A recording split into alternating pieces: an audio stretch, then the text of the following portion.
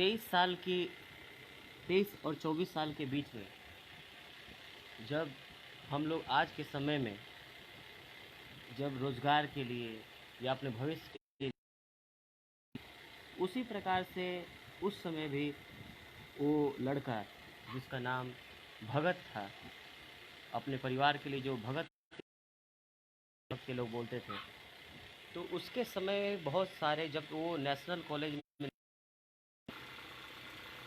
तो उनका कहना था कि जब दोस्ती नौजवान भारत जो महासभा थी, फिर उन्होंने चंद्रशेखर आज़ाद जी के साथ जब उन्होंने हिंदुस्तान रिपब्लिकन एसोसिएशन ज्वाइन की और अपने नौजवान भारत नौसभा को जब उन्होंने उसमें विलय करके हिंदुस्तान सोशलिस्ट रिपब्लिकन एसोसिएशन बनाया, तो जब 1927 के आखिरी में, 1928 में जब उन्हें लाहौर के पास टहलते हुए जब उनको पकड़ा गया और जब उनको जेल हुआ, मुकदमा चलने से पहले की बात हो रही है, तो जेल में उन्होंने बहुत सारा किताबों का अध्ययन किया, रूस की क्रांति के, सोवियत संघ की क्रांति, सोवियत संघ के इतिहास के, कार्ल मार्क्स को पढ़ा उन्होंने, बहुत सारे लोगों को पढ़ा, सान्याल जी को पढ़ा, तो उन्होंने अपनी भी सोच उन्होंने लिखी।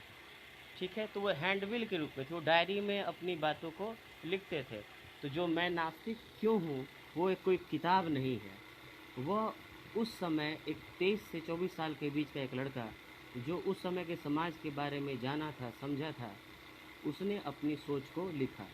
तो ये पुस्तक जो है उसका आधार क्या था कि उनके साथ जो संगी साथी थे, सबका अपने अपने मत पे, अलग अलग धर्म पे, अलग मान्यताओं पे विश्वास था। कोई आस्तिक था, कोई नास्तिक था, लेकिन इनको सभी लोग कहते थे कि घमंडी है और कहता है ईश्वर को नहीं मानता। तो इसी विषय पे उन्होंने अपने दोस्तों के लिए, साथ ही आने वाले पीढ़ियों के लिए, क्योंकि उन्होंने एक लाइन में मेंशन किया है कि आने वाले समय में लोग भी इसको पढ़ेंगे कि मैं ईश्वर को क्यों नकारता हूँ। तो सबसे पहले उन्होंने कहा, हम लोग सभी लोग आज सुनेंगे, कोई आपको वीडियो दिखाई नहीं देगा, इसलिए आप बुरा नहीं मानिएगा, मैं अपने तरफ से कुछ भी ऐड नहीं करूँगा। उन्होंने जो भी चीज़ लिखी है उसी में मुख्य लाइन आपको आपके तक पहुँचाऊँगा। ठीक है, तो आज उनका जन्मदिन है और मैं फिर से कह रहा हूँ कि सचमुच यह मेरी गलती है एक पढ़े लिखे होने के नाते कि मुझे कभी उनकी जन्म तिथि मैं स्वीकार करने में थोड़ा सा हिचकूँगा नहीं, कि हमें दरअसल में आज तक उनके शहीद होने के दिवस को ही बताया जाता है और सेलिब्रेट किया जाता है, लेकिन यह कभी नहीं बताया गया है या फिर उसकी आदत डाली है कि एक भगत सिंह है जिनकी जयंती, यानी वो कभी उसने जन्म लिया होगा। तो आज ही के दिन 28 सितंबर 1907 में उनका जन्म हुआ था बंगा में। वो बंगा जगह जो है भी है, मैं उस समय भी पाकिस्तान में था, पाकिस्तान के एरिया में था। तो आइए हम लोग शुरू करते हैं कि उन्होंने क्या कहा था। तो जब मैं नास्तिक क्यों हूँ का जो उन्होंने आधार बनाया था, तो उन्होंने धर्म पे कुछ लाइन्स लिखी थी, कुछ लाइन बोली थी। मुझे विश्वास है कि जो लोग इस विषय पर सुनना चाहेंगे वो रुके रहेंगे। नीरज शायद देख रहे हैं अभी। तो उन्होंने कहा था कि धर्म की रचना जो है वह शासक तथा शोषक वर्गों द्वारा लोगों को केवल धोखा देने के लिए नहीं, बल्कि एक वर्ग विशेष के विशेषाधिकारों तथा सत्ता को न्याय संगत ठहराने तथा लोगों को सामाजिक रूप से चुप रखने के लिए की गई है। ठीक है, इनका धर्म के ऊपर यह मत था। तो उनके दोस्तों के द्वारा जब ये कहा गया तुम घमंडी हो इसीलिए ईश्वर को नहीं मानते हो, तो इसी विषय पर उन्होंने अपनी बातें लिखी और वो हम लोग के सामने आज मैं नास्तिक क्यों हूँ के रूप में हम लोग उसको पढ़ते हैं। उनका कहना था कि वह, मैं आस्तिकों से पूछना चाहता हूँ, आस्तिकों यानी कि जो भगवान पे, जो ईश्वर पे विश्वास रखते हैं, अपने अपने ईश्वर पे, चाहे वो अल्लाह पे विश्वास रखते हो, चाहे वो भगवान पे विश्वास करते हो, चाहे वो यीशु मसीह पे विश्वास करते हो, कोई भी हो, जो आस्तिक हैं उनसे वो सवाल पूछते हैं कि यह आपके विश्वास के अनुसार, उन्होंने कहा कि यदि आपके विश्वास के अनुसार कोई सर्वशक्तिमान, सर्वव्यापी और सर्वज्ञ ईश्वर है जिसने इस पृथ्वी या दुनिया को बनाया है, तो कृपया करके यह बताइए कि उसने ऐसा क्यों किया, उसने ऐसी दुनिया क्यों बनाई जिसमें तमाम दुख है, तकलीफ़ें हैं, जिसमें वास्तविक जीवन की त्रासदियों का एक अनंत सिलसिला है और जिसमें एक भी प्राणी पूरी तरह संतुष्ट नहीं है। यह इसी को आधार मान करके हम लोग उनकी मनोभावना को, जो उस समय उनकी लिखने को वक्त रही होगी, उसको समझने की कोशिश करेंगे और बाकी जो किताब में उनका अंश और लिखा हुआ है उसको भी पढ़ने की कोशिश करेंगे। तो आइए हम लोग शुरू करते हैं मैं नास्तिक क्यों हूँ का हिस्सा। ठीक है। मेरे दोस्त जो मुझे कहते हैं कि तुम हेकड़ी में रहते हो, तुम घमंडी हो, क्या मैं अपनी हेकड़ी के कारण सर्वशक्तिमान, सर्वव्यापी और सर्वज्ञ ईश्वर के अस्तित्व में विश्वास नहीं करता हूँ?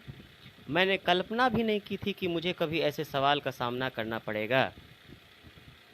तो हम लोग सुन रहे हैं अभी मैं नास्तिक क्यों हूँ, शहीद भगत सिंह के द्वारा लिखा गया एक पर्चा था, डायरी का अंश है, उसी को। आगे वो लिखते हैं कि मैं एक मनुष्य हूँ, इससे ज़्यादा कुछ होने का दावा कोई भी नहीं कर सकता, सो मुझ में भी यह कमजोरी है। सचमुच हेकड़ी मेरे स्वभाव का एक अंग है।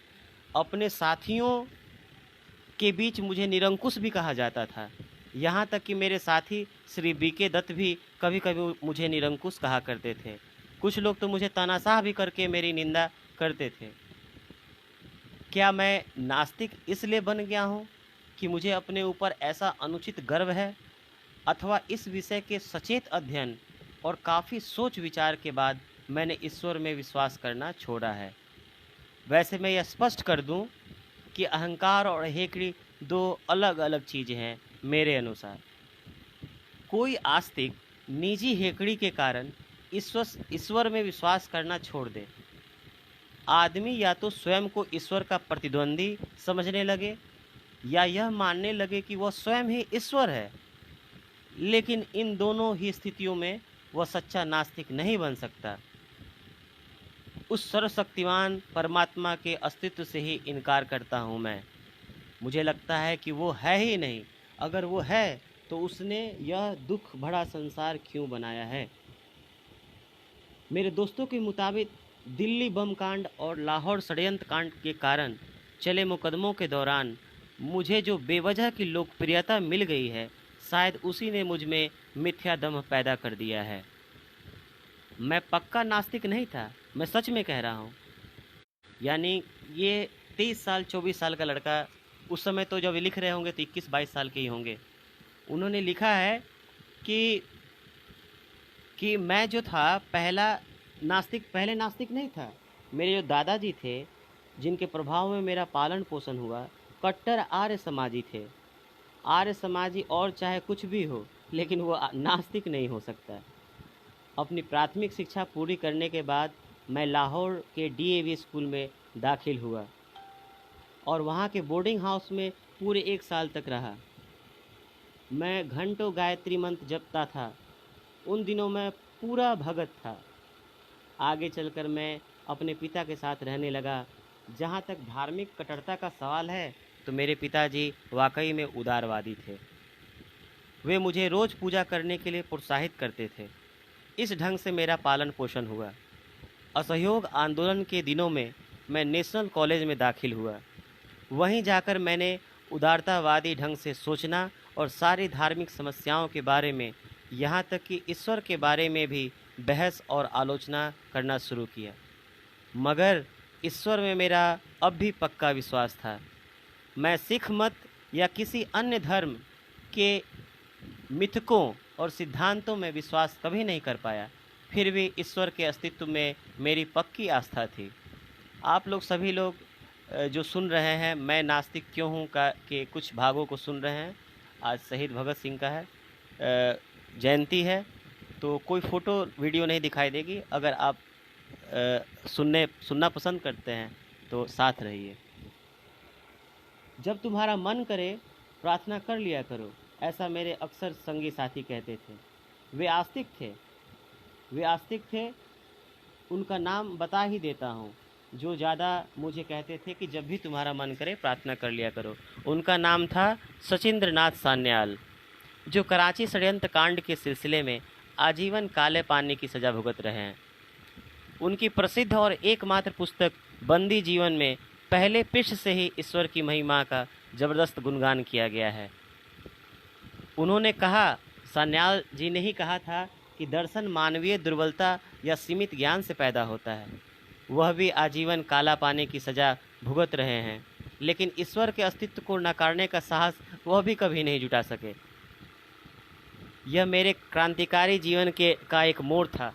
मेरे दिमाग के हर कोने अंतरे से एक ही आवाज़ रह रहकर उठती, अध्ययन करो, स्वयं को विरोधियों के तर्कों का सामना करने लायक बनाने के लिए अध्ययन करो, अपनी बात के समर्थन में तर्कों से लैस होने के लिए अध्ययन करो।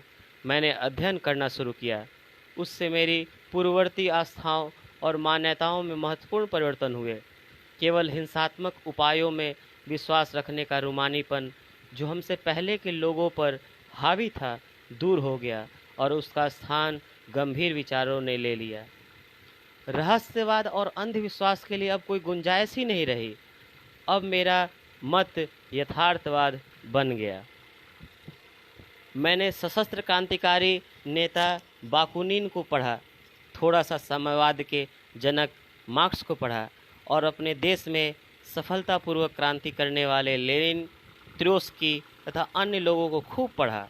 ये सब नास्तिक थे। बाकुनी की पुस्तक ईश्वर और राज अधूरी सी होने के बावजूद इस विषय का एक रोचक अध्ययन है। बाद में निर्लम्ब स्वामी की पुस्तक सहज ज्ञान मेरे पढ़ने में आई। उसमें महज एक रहस्यवादी नास्तिकता थी। सबसे ज़्यादा रोचक वही बना। सारी दुनिया को बनाने, चलाने और नियंत्रित करने वाली सर्वशक्तिमान परम सत्ता के अस्तित्व का सिद्धांत बिल्कुल निराधार था और सारे नास्तिकों ने यही कहा था। वैसे आस्तिकता मुश्किलों को आसान कर देती है, यहाँ तक कि उन्हें खुशगवार भी बना सकती है।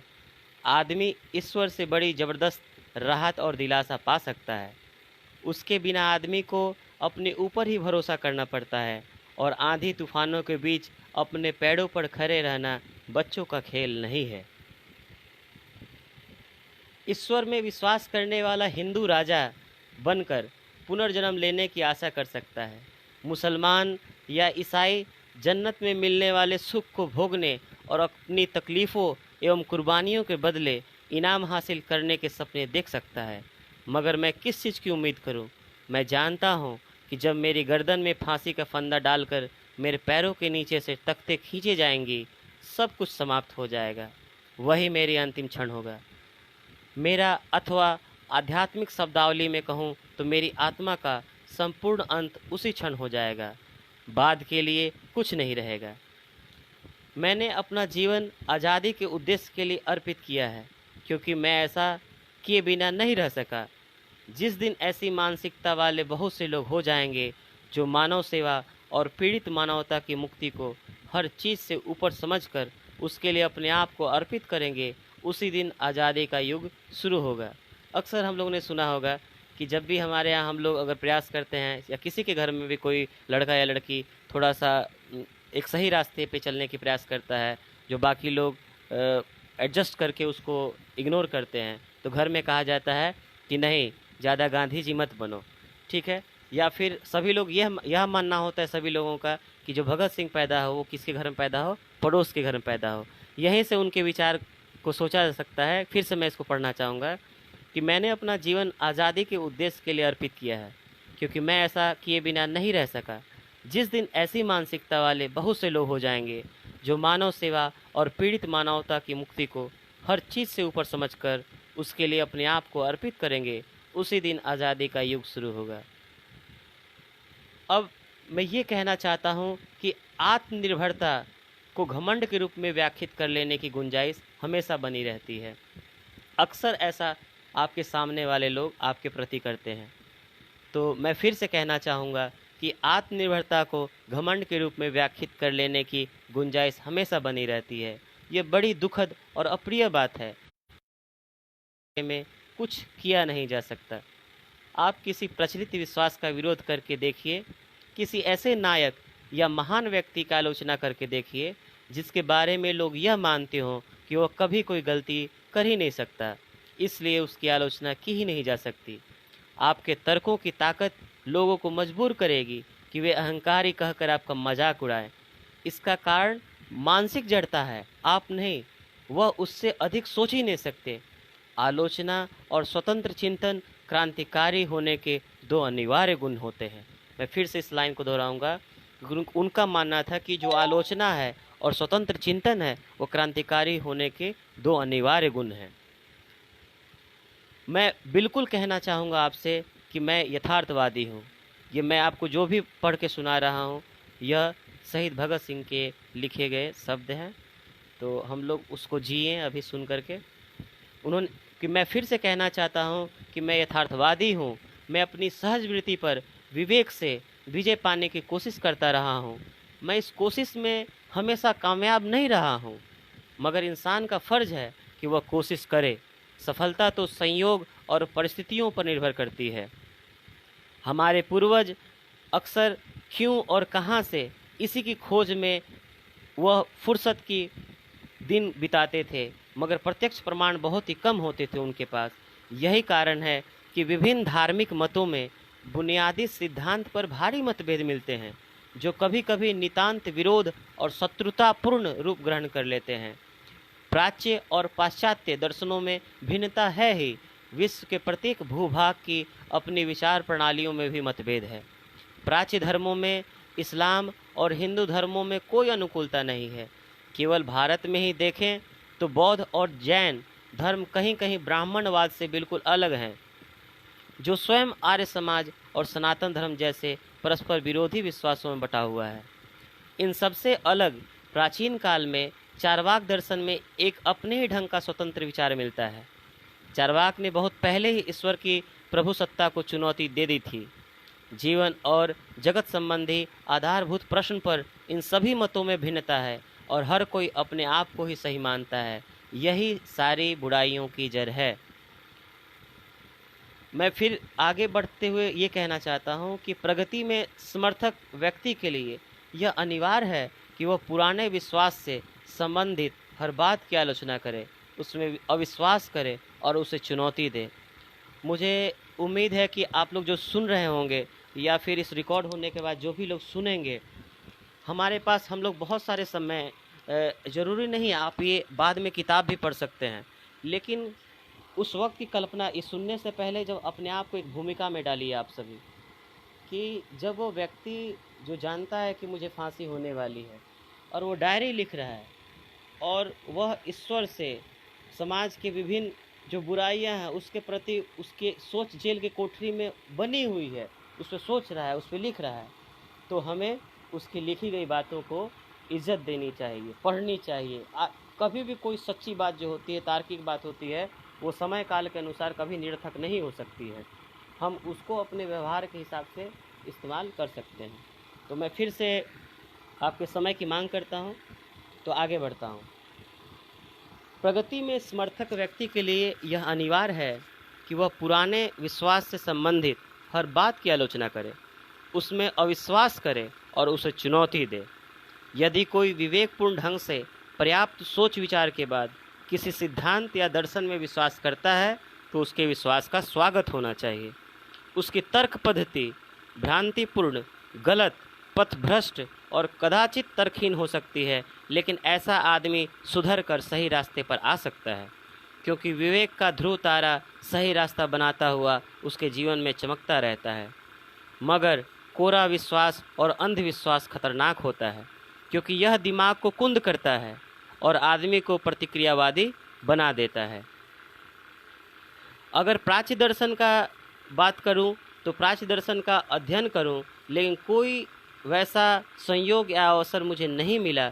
मगर जहां तक नकारात्मक पक्ष का संबंध है, मैं पुराने विश्वास के सही होने की बात पर प्रश्न चिन्ह लगाने का कायल हो चुका हूं। नकारात्मक पक्ष की ओर हम आस्तिकों से कुछ सवाल पूछते हैं। यह आपके विश्वास के अनुसार कि अगर सर्वशक्तिमान, सर्वव्यापी और सर्वज्ञ ईश्वर है जिसने इस पृथ्वी या दुनिया को बनाया है, तो कृपया करके यह बताइए कि उसने ऐसा क्यों किया। उसने ऐसी दुनिया को क्यों बनाया जिसमें तमाम दुख हैं, तकलीफ़ें हैं, जिसमें वास्तविक जीवन की त्रासदियों का एक अनंत सिलसिला है और जिसमें एक भी प्राणी पूरी तरह संतुष्ट नहीं है। अगर मैं ये कहूँ कि अत्याचारी, हृदयहीन और दुष्ट नीरो जिसने रोम को जलाया था, अगर उसकी भर्त्सना की जाती है, अगर उस पे हम लोग, हमारे इतिहासकार पृष्ठ दर पृष्ठ गालियों से भरी कटु निंदाएं लिख सकते हैं। एक चंगेज खान था जिसने हत्या का आनंद लेने के लिए कुछ हजार लोगों को मारा था, और हम उसके नाम तक से नफरत करते हैं, तब आप अपने सर्वशक्तिमान शाश्वत नीरो को उचित कैसे ठहराएंगे, जो हर दिन, हर घंटे और हर मिनट असंख्य त्रासदियों को जन्म देता रहा है और आज भी दे रहा है? कैसे आप उसके उन दुष्कृत्यों का समर्थन करेंगे जो प्रति क्षण चंगेज खां के दुष्कृत्यों को मार करते हुए? मेरी सवाल है कि उसने यह दुनिया बनाई ही क्यों? आपके उस ईश्वर ने यह दुनिया बनाई ही क्यों, जो साक्षात नरक है, जो अनंत और तल्ख बेचैनी का घर है? उस सर्वशक्तिमान ने मनुष्य की सृष्टि क्यों की, जबकि उसके पास ऐसी सृष्टि न करने की शक्ति थी? यह सबका औचित्य क्या है? क्या कहा? परलोक में निर्दोष उत्पीड़ितों को पुरस्कार और कुकर्म करने वालों को दंड देने के लिए? हिंदू धर्म की अगर बात करें तो हिंदू धर्म के पास तो अभी और भी तर्क हैं, लेकिन मुसलमानों और ईसाइयों, मैं आप लोगों से पूछता हूँ कि आपके पास ऊपर पूछे गए सवाल का क्या जवाब है? आप तो पुनर्जन्म पे विश्वास नहीं करते। हिंदुओं की तरह आप यह तर्क नहीं दे सकते कि प्रत्यक्ष रूप से निर्दोष लोग इसलिए दुख पा रहे हैं कि पूर्व जन्म में उन्होंने बुरे काम किए थे। मैं आपसे पूछता हूँ कि उस सर्वशक्तिमान ने 6 दिनों तक शब्द के द्वारा इस दुनिया को बनाने की मेहनत क्यों की, और क्यों प्रतिदिन यह कहा कि सब ठीक है? आज उसे बुलाइए, उसे पिछला इतिहास दिखाइए, देखिए वह कैसे कहता है कि सब ठीक है। जेलों की काल कोठरियों, गंदी बस्तियों और झुग्गी झोपड़ियों में भूखे मरते लाखों लोग पूंजीवादी राक्षसों द्वारा अपना रक्त चूसे जाने की प्रक्रिया का धैर्यपूर्वक या रिक्त भाव से देखने वाले शोषित मजदूरों, मामूली समझ वाले आदमी को भी आतंकित कर देने वाली मानवीय ऊर्जा की फिजूल खर्चियों और ज़रूरतमंद को उत्पाद बांटने के बजाय अतिरिक्त उत्पाद को समुद्र में फेंक देने जैसे कार्य से लेकर नर कंकालों के नींव पर खड़े किए गए शाही महलों तक हर चीज़ उसे दिखाइए और ज़रा उससे कहलवाइए उस ईश्वर से कि सब ठीक है। यह सब क्यों और कहाँ से आया? यही मेरा सवाल है आपसे। मैं नास्तिक हूँ, आप आस्तिक हैं, लेकिन मेरा सवाल आपसे है क्योंकि आप उस परम सत्ता ईश्वर पे विश्वास करते हैं। तो आप उसको बुलाइए और पूछिए कि वह खामोश क्यों है, वो ठीक तो है। मैं अपनी बात आगे बढ़ाता हूँ। अच्छा हिंदू भाइयों, आप कहते हैं कि जो लोग दुख पा रहे हैं वह पूर्व जन्मों के पापी हैं, ठीक है। आप भी कहते हैं कि आज उत्पीड़न करने वाले लोग पूर्व जन्मों के धर्मात्मा हैं, इसलिए उनके हाथ में सत्ता है। क्या यही कहना चाहते हैं आप? कुल मिला के इसका उद्देश्य यही है, प्रतिकार यानी बदला लेना। अगर पुनर्जन्म की बात है कि अगर पापी व्यक्ति अगर पूर्व जन्म में पाप किया है तो उसको उसकी सज़ा इस जन्म में मिल रही है, तो इस पूरे कल्पना का एक ही उद्देश्य है, प्रतिकार यानी बदला लेना, सुधार यानी दोषी व्यक्ति को सुधार कर सही रास्ते पर लाना, और निवारण यानी कि दंड का भय दिखाकर लोगों को दुष्कर्म करने से रोकना।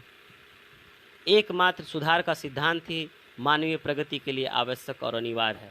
उन्होंने 3 बातें यहाँ बोली है कि प्रतिकार, ठीक है, सुधार और दंड का भय। तो उन्होंने कहा था भगत सिंह जी ने कि जो सुधार का सिद्धांत है वही मानवीय प्रगति के लिए आवश्यक और अनिवार्य है। इसका उद्देश्य है दोषी व्यक्ति को अत्यंत सुयोग्य एवं शांति प्रिय नागरिक बनाकर समाज को लौटा देना। तो उस ईश्वर ने ऐसा क्यों किया? आपके उस ईश्वर ने ऐसा क्यों किया कि उसने उसके पूर्व जन्म में किए गए पाप की सज़ा देना ही उचित समझा? वो उसको सही बना करके भी दूसरे जन्म में भेज सकता था। मेरा प्रश्न आपसे, जो आस्तिक हैं मैं और जो ईश्वर में विश्वास करते हैं, मैं उससे यही प्रश्न पूछता हूँ कि आखिर उसने ऐसा क्यों किया? वह उस जो दोषी व्यक्ति है उसको अत्यंत सुयोग्य और शांति प्रिय नागरिक बनाकर भी तो समाज को भेज सकता था। आप कहते हैं कि वह उन्हें गाय, बिल्ली, वृक्ष, जड़ी बूटी या जानवर बनाकर दुनिया में भेजता है। आप जो इन सजाओं की बात कर रहे हैं, दंडों की बात कर रहे हैं, वो आप लोग उसको 84 लाख बताते हैं। मैं पूछता हूँ इसका मनुष्य पर कौन सा सुधारात्मक प्रभाव पड़ता है? इस दुनिया में सबसे बड़ा पाप गरीब होना है, लेकिन आपके अनुसार यह लोगों को ईश्वर द्वारा दी गई सज़ा है। मैं पूछता हूँ, आप उस अपराध विज्ञानी, यहाँ पे जो अपराध विज्ञानी है भगत सिंह, वो ईश्वर को ही कर रहे हैं, कि मैं पूछता हूँ आप उस अपराध विज्ञानी को, उस विधिवेता को या विधायक को कैसे उचित ठहराएंगे जो आदमी को ज़्यादा अपराध करने के लिए मजबूर करने वाली सजाएं सुना देता है? क्या आपके ईश्वर ने इस चीज़ पर गौर नहीं किया, या उसे भी ऐसी बातें अनुभव से सीखनी पड़ती हैं? लेकिन मानवता को अकथनीय दुख झेलकर उसके लिए कितनी बड़ी कीमत चुकानी पड़ती है। तथाकथित ऊंची जाति में पैदा होने के कारण स्वयं को श्रेष्ठ मानने वाले उसके संगी साथी उससे नफरत करते हैं और अछूत मानकर अलग थलग रखते हैं। मेरे प्यारे दोस्तों, यह सिद्धांत विशेषाधिकार प्राप्त लोगों के मनगढ़ंत सिद्धांत है। वे इन सिद्धांतों के जरिए जबरदस्ती हथियाई हुई अपनी शक्ति, संपन्नता और श्रेष्ठता को उचित ठहराते हैं। याद आया शायद अपटन सिक्लेयर ने कहीं लिखा है कि आदमी को अमरता में विश्वास करने वाला बना दो और उसके पास धन संपत्ति आदि जो कुछ भी है सब लूट लो, वह उफ भी नहीं करेगा, यहाँ तक कि अपने को लूटने में खुद आपकी मदद करेगा। धार्मिक उपदेशकों और सत्ताधारियों की मिलीभगत से ही जेलों, फांसियों, कोड़ों और इन सिद्धांतों का निर्माण हुआ है। मैं पूछता हूँ, जब कोई आदमी पाप या अपराध करना चाहता है तो आपका सर्वशक्तिमान ईश्वर उसे रोकता क्यों नहीं? उसके लिए तो यह बहुत ही आसान काम होगा ना। उसने जंगबाजों को मारकर या उनके भीतर युद्धोन्माद को मारकर मनुष्यता को विश्व युद्ध की महाविपत्ति से क्यों नहीं बचाया? वह अंग्रेजों के मन में कोई ऐसी भावना क्यों नहीं पैदा कर देता कि वे हिंदुस्तान को आज़ाद कर दें? वह तमाम पूंजीपतियों के दिलों में परोपकार का ऐसा जज्बा क्यों नहीं भर देता कि वे उत्पादन के साधनों पर अपने निजी स्वामित्व के अधिकार को त्याग दें और इस प्रकार सारे मेहनत कश वर्ग को ही नहीं बल्कि संपूर्ण मानव समाज को पूंजीवाद के बंधन से मुक्त कर दें? आप समाजवाद के सिद्धांत की व्यवहारिकता पर बहस करना चाहते हैं, इसलिए मैं यह जिम्मेदारी आपके सर्वशक्तिमान पर ही डालता हूँ कि वह उसे व्यवहारिक बनाए। लोग इतना तो मानते ही हैं कि आम जनता की भलाई के लिए समाजवाद अच्छी चीज़ है। उसका विरोध करने के लिए उनके पास एक ही बहाना है कि वह व्यवहारिक नहीं है। तो अपने सर्वशक्तिमान को बुलाइए और उसे कहिए कि वह बाकायदा सारी दुनिया को समाजवाद में कायम कर दे। ठीक है, अब आप गोलमोल तर्क देना बंद कीजिए, ये चलेंगे नहीं। मैं आपको बता दूं, अंग्रेज़ों का शासन यहाँ इसलिए नहीं है कि यह ईश्वर की इच्छा है, बल्कि इसलिए है कि उनके पास ताकत है और लोग उनका विरोध नहीं करते हैं। क्या आप मुझसे यह जानना चाहते हैं कि यदि मैं ईश्वर को नहीं मानता तो दुनिया और इंसान को कहाँ से पैदा हुआ मानता? ये जानना चाहेंगे? ठीक है, बताता हूँ। चार्ल्स डार्विन ने इस विषय पर कुछ प्रकाश डालने की कोशिश की है, उसका अध्ययन कीजिए। निर्लंब स्वामी की पुस्तक सहज ज्ञान पढ़िए। मैं फिर से कह रहा हूँ कि अगर आपको यह जानना है कि मैं ईश्वर में विश्वास क्यों नहीं करता हूँ, तो चार्ल्स डार्विन की किताब पढ़िए और निर्लंब स्वामी की पुस्तक सहज ज्ञान पढ़िए। इससे कुछ हद तक आपको सवाल का जवाब मिल जाएगा। यह प्राकृतिक घटना है। विभिन्न पदार्थों के आकस्मिक संयोग से उत्पन्न निहारिका से पृथ्वी की उत्पत्ति हुई। कब? यह जानने के लिए इतिहास देखिए। इसी प्रकार जीवधारी उत्पन्न हुए और उनमें से एक ही लंबे अरसे के बाद मनुष्य का विकास हुआ। डार्विन की पुस्तक जीवों की उत्पत्ति पढ़िए और इसके बाद की तमाम प्रकृति पर विजय प्राप्त करने के लिए मनुष्य द्वारा उसके विरुद्ध किए गए अनवरत संघर्ष से हुई है। इस घटना की यह संक्षिप्त व्याख्या मैं कह रहा हूँ। आपका दूसरा तर्क यह हो सकता है कि जन्म से ही अंधे या लंगड़े पैदा होने वाले बच्चे यदि पूर्व जन्म के कर्मों के कारण नहीं तो और किस कारण से ऐसे पैदा होते हैं?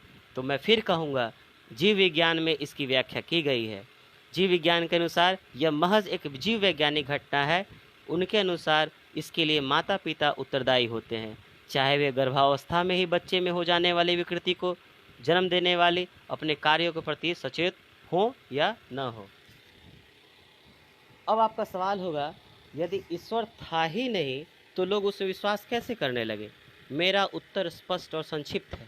लोग जिस तरह भूतों और प्रेतात्माओं में विश्वास करने लगे, उसी तरह ईश्वर में विश्वास करने लगे।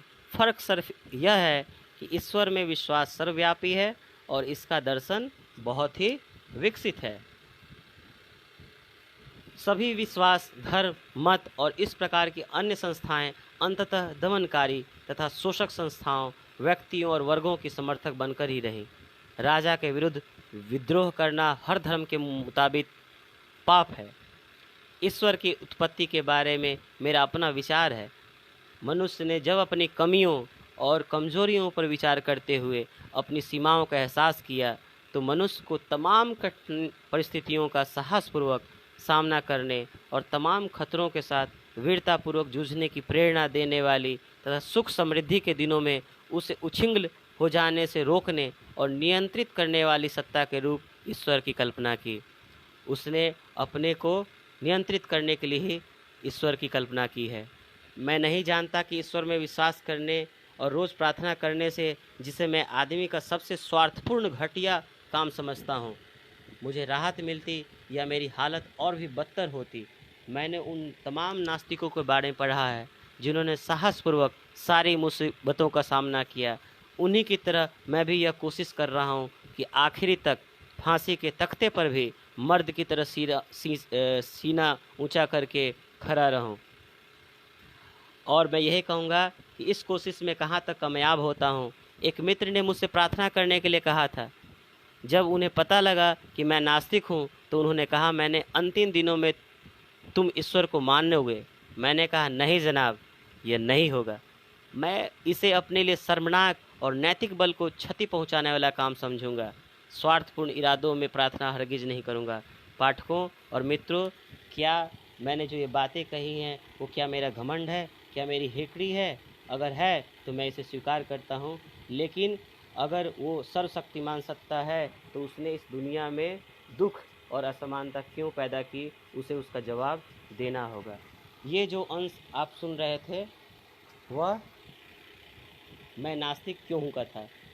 लास्ट में जो एक बुजुर्ग क्रांतिकारी थे, लाला रामशरण दास थे, उन्होंने द ड्रीम लैंड, एक जो पुस्तक थी, कविता पे आधारित पुस्तक थी, तो उसमें उन्होंने उसकी भूमिका लिखने के लिए भगत सिंह से निवेदन किया था। आप समझ लीजिए, एक बुजुर्ग जो क्रांतिकारी है एक 23 साल 22 साल के लड़के से कह रहा है कि तुम इसकी भूमिका लिखो।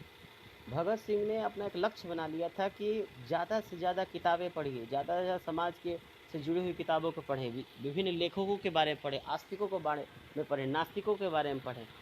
आप समाज में होने वाले हर एक घटनाओं से संबंधित किताबें पढ़ें, जो क्रांतियाँ हुई हैं उनके बारे में पढ़ें। तो आखिर में भगत सिंह जी के जयंती पे जो ड्रीम लैंड में जिसमें उन्होंने संपादकीय किया था, भूमिका बनाई थी, तो उसके मैं कुछ पोर्शन पढ़ूंगा। बस मैं आपका 5 से 7 मिनट और लूँगा बस। उम्मीद है आप धैर्य बनाए रखेंगे। ड्रीम लैंड का ही एक हिस्सा है। ईश्वर में विश्वास रहस्यवाद का परिणाम है, जो निराशा का स्वाभाविक प्रतिफलन है। यह विश्व एक माया, एक स्वप्न या कल्पना है। यह स्पष्टतः रहस्यवाद है, जिसे शंकराचार्य ने तथा दूसरे अन्य प्राचीन काल के हिंदू संतों ने जन्म दिया और विकसित किया। लेकिन भौतिकवादी दर्शन में इस चिंतन पद्धति के लिए कोई स्थान नहीं। फिर भी लेखक का यह रहस्यवाद किसी भी तरह से हे या खेदजनक नहीं है। इसका अपना सौंदर्य, इसका अपना आकर्षण है। उसके विचार उत्साहप्रद है। उदाहरण के लिए मैं उनकी कविता का अंश पढ़ूंगा। ये बातें सब लिख रहे हैं, ये भगत सिंह लिख रहे हैं इसी अंदाज में, जिस अंदाज में वो लिख रहे हैं मैं उसी अंदाज में बोल रहा हूँ कि उसका भी अपना सौंदर्य आकर्षण है। उनके विचार उत्साहप्रद हैं। इसका उदाहरण मैं देता हूँ। नींव के पत्थर बनो, अनजाने अज्ञात, और अपने सीने पर सहो खुशी खुशी। विशाल भारी भरकम इमारत का बोझ पालो आश्रय कष्ट सहन में। मत करो ईर्ष्या शीर्ष पर जड़े पत्थर से, जिस पर उड़ेली जाती है सारी लौकिक प्रशंसा आदि आदि। और लाला रामशरण दास जिस क्रांतिकारी पार्टी के सदस्य थे, उसे कई हिंसात्मक कार्यों के लिए जिम्मेदार ठहराया गया था, लेकिन इससे किसी तरह यह साबित नहीं होता कि क्रांतिकारी विनाश में सुख अनुभव करने वाले खून से प्यासे राक्षस ही होते हैं। इसी कविता का एक अंश पढ़ता हूँ मैं कि अगर ज़रूरत हो ऊपर से उग्र बनो, लेकिन रहो हमेशा नरम अपने दिल में।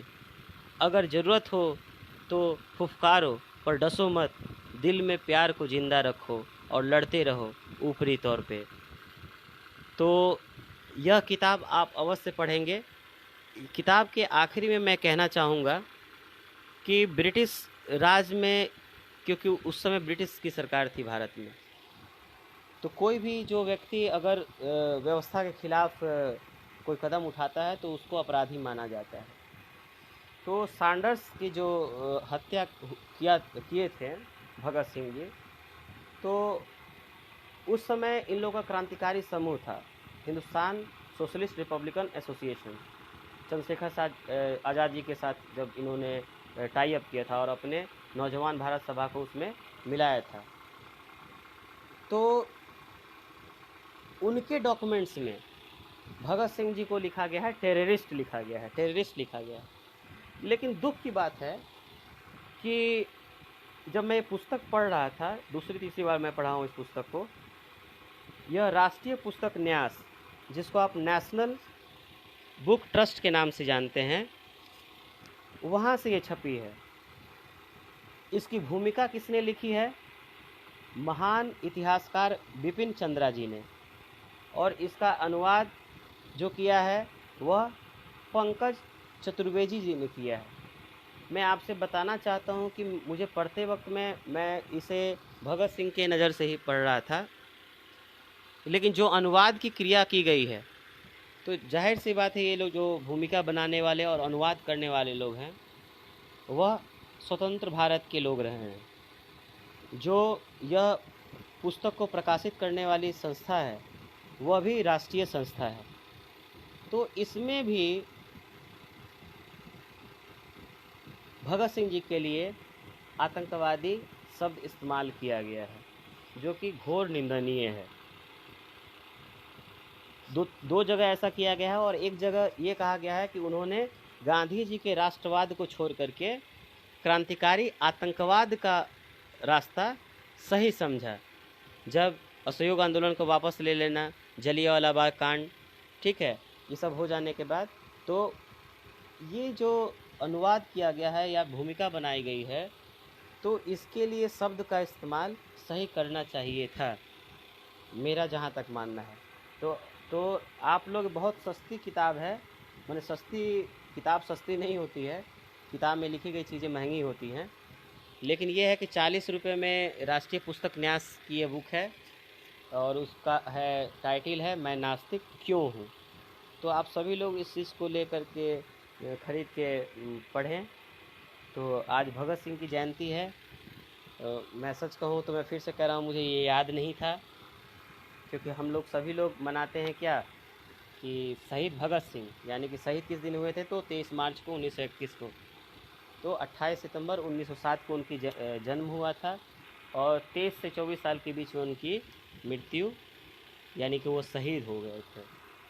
ठीक है, तो हर एक व्यक्ति से अच्छी चीज़ें सीखी जा सकती हैं, और हर एक उस क्रांतिकारी के बारे में, स्वतंत्रता सेनानी के बारे में, इतिहास से जुड़े हुए जो भी लोग हैं, जो आपके मत से अलग मत रखते हैं या खुद आपके मत को समर्थन करने वाली जो मत हैं, सभी को पढ़ेंगे, क्योंकि इतिहास से हम लोग, इतिहास हमारे वर्तमान और भविष्य का निर्माण करता है।